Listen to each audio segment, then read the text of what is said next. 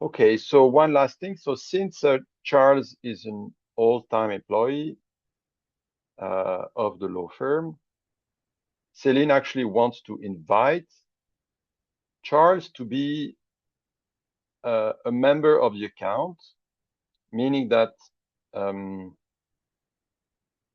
Charles individual, he's let's say he's also a manager. He's a finance manager at the law firm. Okay.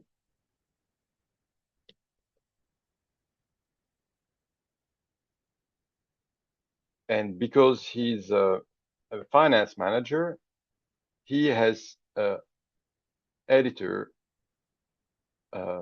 role in the accounts.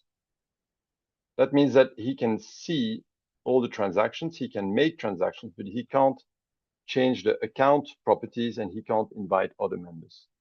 So we've sent him an invitation. So Celine sent an invitation to Charles, and Charles goes into his own account. Of course, he cannot see this in his personal account because it's not a membership for his personal account. It's a membership for another account. So where does he see that? He needs to go into the user section of the menu, into the memberships, and then he can see there that there is an invitation to become a member of the Celine Legal Firm account. And here he can accept or reject. If he accepts it,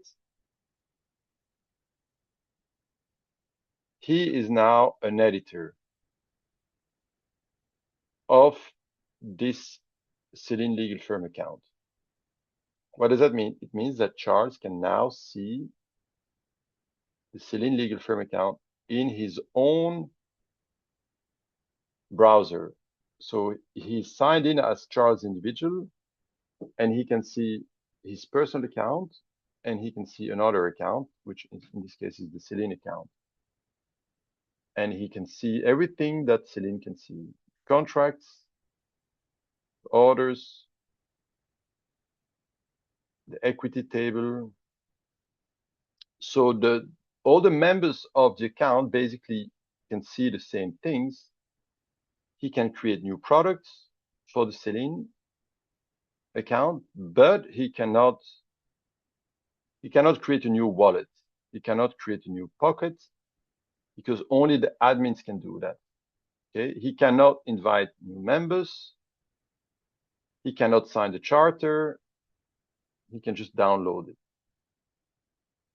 Okay, so the editor has slightly fewer roles, but they can do everything in the local directory and they can do everything in the transactions, but not cache and account.